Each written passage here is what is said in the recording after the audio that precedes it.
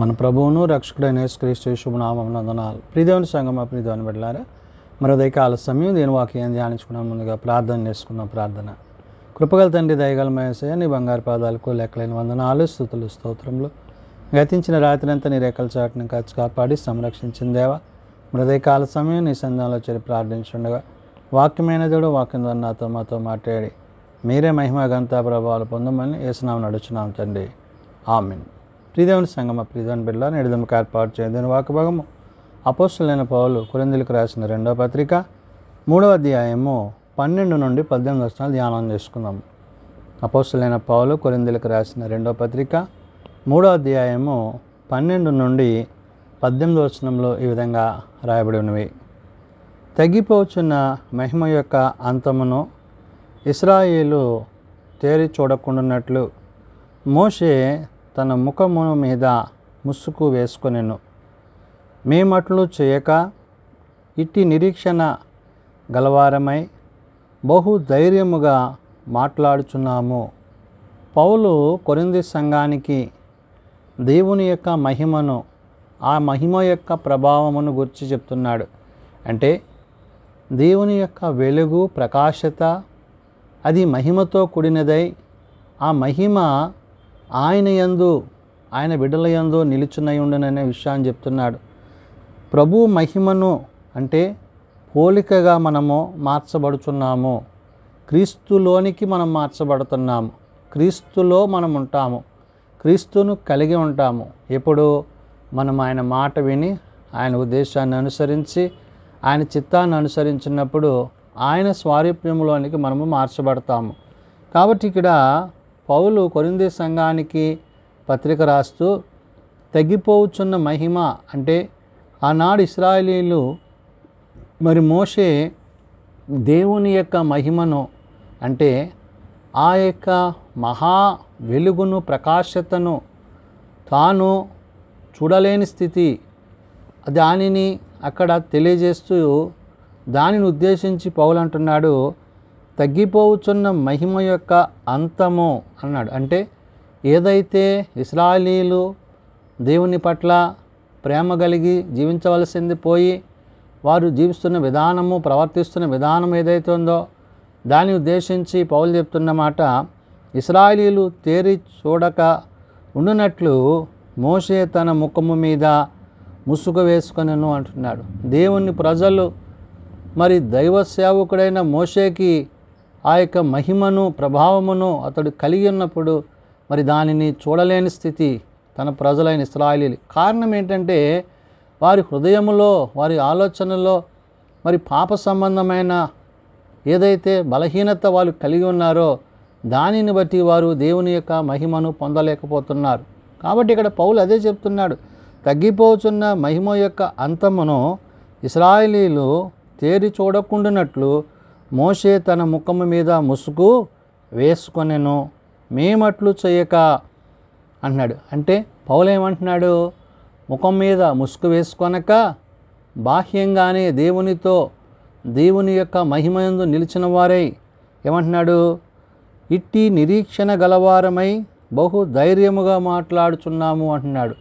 నిరీక్షణ లేని ఇతరుల వలె దుఃఖపడకుండా ఒక నిరీక్షణ ఏంటి, ప్రభువుతో, ప్రభు మహిమలో, ప్రభువుతో సదాకాలం ఉండే ఆ యొక్క మహిమ ఏదైతే ఉందో దాన్ని పౌలు ప్రస్తావించి మాట్లాడుతున్నాడు.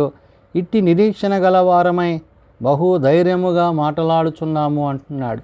ఆ ప్రకాశతను, ఆ మహిమను, దేవుని యొక్క సమస్తాన్ని పొందుకున్న వారై, దేవుని పనివారై ఉన్న అపోస్తలుగా పిలువబడుతున్న పౌలు ఈ మాటను తెలియజేస్తూ, మరియు వారి మనస్సులు కఠినములాయెను గనుక నేటి వరకు పాత నిబంధన చదువునప్పుడు అది క్రీస్తునందు కొట్టివేయబడినని వారికి తేటపరచబడక ఆ ముసుకే నిలిచున్నది అంటున్నాడు. ఇప్పటికీ కూడా వారు అదే విధానాన్ని, అదే పద్ధతిని వారు కొనసాగించేవారై ఉన్నారు. ఆ ముసుగు వేసుకుని వారు ఆ పాత నిబంధన మరి ఆ యొక్క అధ్యాయాలను, పఠనాలను వారు మరి దేవుని సన్నిధిలో వారు చేస్తున్న విధానాన్ని పౌలు గుర్తు చేస్తున్నాడు. అంటే హృదయాలు మార్చబడక, ఆలోచన సరిచేయక, మరి ప్రభువు వచ్చిన విషయాన్ని వారు అంగీకరించక మరి వారు ఇంకనూ మరి పాపపు ఆలోచనలతో తలంపులతో ఉన్నారు. కాబట్టి ఇక్కడ పౌలు చెప్తున్న మాట, మరియు వారి మనస్సులు కఠినములాయను అంటున్నాడంటే హృదయము పరివర్తన చెందక, ప్రభు వైపు నడిపింపబడక, క్రీస్తుని అంగీకరించక వారు ఎటువంటి స్థితిలో ఉన్నారో దాన్ని ఉద్దేశించి చెప్తూ ఆయన అంటున్నాడు, మరియు వారి మనస్సులు కఠినములాయను కనుక నేటి వరకు పాత నిబంధన చదువునప్పుడు అంటున్నాడు. దేవుని వాక్యాన్ని వారు వచిస్తున్నప్పుడు, దాన్ని ధ్యానిస్తున్నప్పుడు వారు ఎలాంటి స్థితిని కలిగి ఉన్నారో చెప్తున్నాడు. అది క్రీస్తునందు కొట్టివేయబడినని వారికి తేటపరచబడక, అంటే తాను తన కుమారుని ద్వారా ఆ యొక్క సమస్తాన్ని మరి ఏదైతే తన కుమారుని యందు ఆయన నూతనత్వాన్ని జరిగించాడో దాని విషయంలో వాళ్ళు ఇంకనూ అభ్యంతరం కలిగిన వారే ఉన్నారని చెప్తూ ఆ ముసుకే నిలిచి ఉన్నది అంటున్నాడు. అంటే ఏదైతే ఆనాడు వారు తేరి చూడలేకపోతున్నారో దాని నుండి వారి హృదయాలు మార్పు చెందక, మారు మనసు పొందక అదే స్థితిని వారు కొనసాగించేవారుగా ఉంటున్నారు అనే విషయాన్ని పౌలు గుర్తు చేస్తూ, నేటి వరకు మోషే గ్రంథము వారు చదువునప్పుడల్లా ముసుగు వారి హృదయముల మీదనున్నది అంటున్నాడు. అంటే మార్పు అనేది వారిలో లేదు, వారిలో పరివర్తన రాలేదు, వారు ప్రభువుని అంగీకరించట్లేదు. కారణం ఏంటంటే వారు ఏదైతే బలహీనతలో ఉన్నారో ఆ బలహీనతలందే వాళ్ళు నిలిచి ఉన్నారు. అందును బట్టే నేటి వరకు మోషే గ్రంథము వారు చదువునప్పుడెల్లను ముసుగు వారి హృదయముల మీద ఉన్నది అంటున్నాడు. అంటే ఆ హృదయాలను మార్చుకొనక, దేవుని వైపు వారి హృదయాలను తిప్పుకొనక, తన కుమారుడైన క్రీస్తునందు అంగీకరించక, క్రీస్తును ఆహ్వానించక వారి హృదయాలు కఠినపరుచుకున్న విధానం ఏదైతే ఉందో దాన్ని పౌలు ప్రస్తావించి, వారి హృదయము ప్రభు వైపునకు ఎప్పుడు తిరుగునో అప్పుడు ముసుగు తీయబడును అంటున్నాడు. ఎప్పుడైతే వారు హృదయాల్లో ఏదైతే వారు ఆ బలహీనతలో ఉన్నారో, ఆ పాపపు ఆలోచనలు తలుకున్నారో వాటిని వారు విడిచిపెట్టినప్పుడే ఆ ముసుగు తీయబడుతుంది. క్రీస్తుని అంగీకరించి ఆయనే దేవుని కుమారుడని, ఆయనే వారిని రక్షించువాడని వారు తెలుసుకున్నప్పుడు ఆ హృదయంలో ఏదైతే అడ్డుగా ఆటంకంగా ఉన్నదో అది తీసివేయబడుననే విషయాన్ని పౌలు గుర్తు చేస్తున్నాడు. వారి హృదయము ప్రభువు వైపునకు ఎప్పుడు తిరుగునో అప్పుడు ముసుగు తీసివేయబడును అంటున్నాడు. అంటే ప్రభువు వైపు వారు ఇంకా తిరగక, వారు క్రీస్తుని అంగీకరించక ఉన్న విధానం ఏదైతే ఉందో దానిని ఉద్దేశించి పౌలు ఇక్కడ మాట్లాడుతూ, ప్రభువే ఆత్మ, ప్రభువు యొక్క ఆత్మ ఎక్కడ నుండునో అక్కడ స్వాతంత్ర్యం ఉండును అంటున్నాడు. ప్రభువే ఆత్మ అంటే ఆదరణకర్త అయిన సత్యస్వరూపైన పరిశుద్ధాత్మ దేవుడు సర్వసత్యములోనికి మనల్ని నడిపించడానికి తండ్రి అయిన దేవుడు తన కుమారుని పంపించి ఆయన ద్వారా పరిశుద్ధాత్మను మనకు అనుగ్రహించి ఆ పరిశుద్ధాత్మ ద్వారా, ఆత్మ ద్వారా మనల్ని జీవింపజేస్తున్నాడు. ఎవరైతే ఆత్మ యందు నిలిచి ఉంటారో వారు ప్రభువుని కలిగి ఉంటారు. ఎవరైతే ప్రభువుని కలిగి ఉంటారో వారు తండ్రి యందు విశ్వాసంలో నిలిచిమారై ఉంటారు.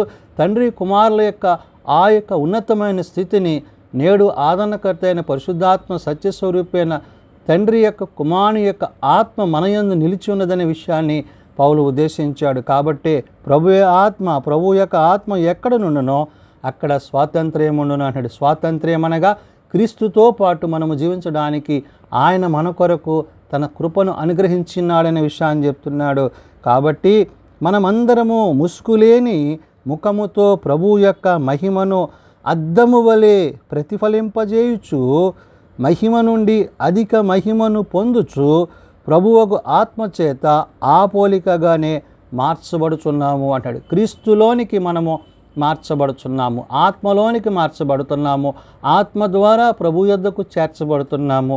ఆదరణకర్త ద్వారా సత్యము నెరిగిన వారై క్రీస్తుతో పాటు తండ్రి రాజ్యానికి మనము ప్రయాణము చేయడానికి సిద్ధపాటు కలిగి ఉన్నాము. అందును బట్టే పౌలు చెప్తున్న మాట, ఎవరు క్రీస్తునందు విశ్వాసం ఉంచుతారో, ఎవరు ప్రభునందు ఆత్మయందు విశ్వాసం ఉంచుతారో వారు తండ్రి వద్దకు చేర్చబడివారై ఉన్నారు. కాబట్టి ప్రభువు తిరిగి వచ్చినప్పుడు ఆయన రెండవ రాకడలో మరి ఆనాడు ఇశ్రాయేలీయులు ఇంకనూ తమ హృదయాలలో ఏదైతే మరి పాపము ఇంకనూ తలంచున్నారో దాన్ని తొలగించుకొని క్రీస్తుని అంగీకరించినట్లయితే వారు కూడా ప్రభువునందు జీవించేవారు అవుతారు.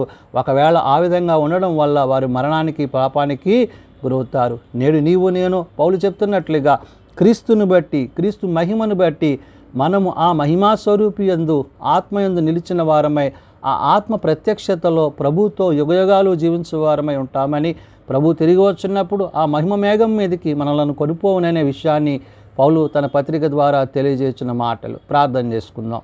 ప్రేమ నమ్మకం కలిగిన మా తండ్రి, కృప కలిగిన దేవ, నిజమేనాయన ఆత్మరూపిగా మా మధ్య నించున్నావు.